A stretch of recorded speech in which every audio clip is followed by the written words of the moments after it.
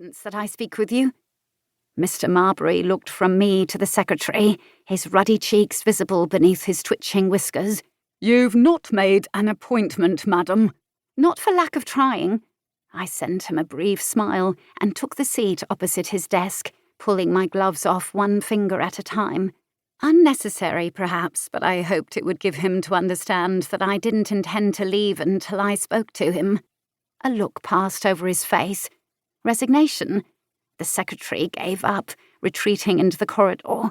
I waited until the door clicked closed behind him before I laid my gloves in my lap and lifted my veil to rest over my bonnet. "We do not deal in periodicals, madam." It would appear he did not recognize me. I supposed 3 years could do much to mature a young woman's face, but it stung all the same. Had I been dismissed from his mind as easily as my manuscript had? "I am well aware you hardly deal in novels." This set his back up. He leaned against his chair, his mouth turned down in a frown. It was the same expression he'd worn after our initial introduction, when I'd come into his office for the first time, and he had discovered the author of the manuscript he'd purchased through written correspondence, M.H., was a woman.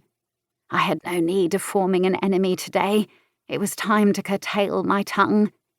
He pulled a long-chained watch from his waistcoat pocket and checked the time. "I have a meeting shortly with a client who scheduled an appointment. Please state your business."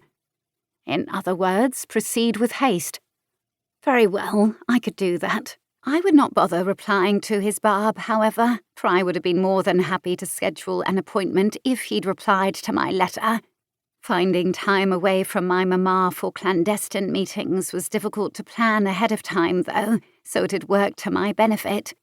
I fixed him with the most forthright gaze I could. I already had the disadvantage of being a woman. Now that my future hung in the balance, I hoped he would at least listen to me, though he seemed more likely to shutter his ears. "You own the rights to my novel, and have yet to do anything with it. I would like to purchase it back." I pulled the £10 note from my reticule and smoothed it on the desk before me. "I am willing to pay the sum which was paid to me, along with another £5 for your time." It pained me to do so, but I pulled out a second banknote and added it to the first. Mr. Marbury looked from me to the banknotes, his eyes narrowing. "M.H. "Yes." I would not proceed to provide my entire name, Marianne Hutton, but he was correct in guessing which novel of mine was gathering a layer of dust on his shelf. I held his gaze, channeling my father during a game of chess. "Will this agreement suit?" He ran a pudgy hand over his chin. "No." "Pardon?" "No. I will not sell the rights back to you, Mrs. M.H. Never before had I felt like a salmon, but currently it was a struggle to keep my mouth closed. "I purchased the manuscript legally," he continued, "and it is mine to do with as I see fit." My story was only fit for a dark cabinet. He did not think so when I had initially sent it to him. "You've had the manuscript in your possession for nearly 3 years, sir. If you will not publish the novel, then I shall find someone else to do so." "I'm afraid that is out of the question." "Out of the... Good heavens! Why? You cannot mean to imply that you retain the intention of publishing it?" Despite Mr. Marbury's proven incompetence, my chest inflated with the merest wisp of hope. "At present, no. I haven't a minute to spare on another project. I am fully engaged with another author, a man who will be here any moment, and you are sitting in his seat." Occupied by another author who was making enough money to require Mr. Marbury's full attention, of course. Another author whose book was published shortly after mine was meant to be. My chest thickened with dislike.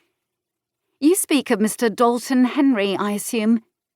The man did not admit as much, but his further frustration gave him away. I pulled the banknotes from his desk and folded them again, tucking them into my reticule with distaste. Lowering my veil to hide my face, I stood, then pulled my gloves on with deliberate slowness. I despised the man who had stolen my publishing slot and publisher's attention.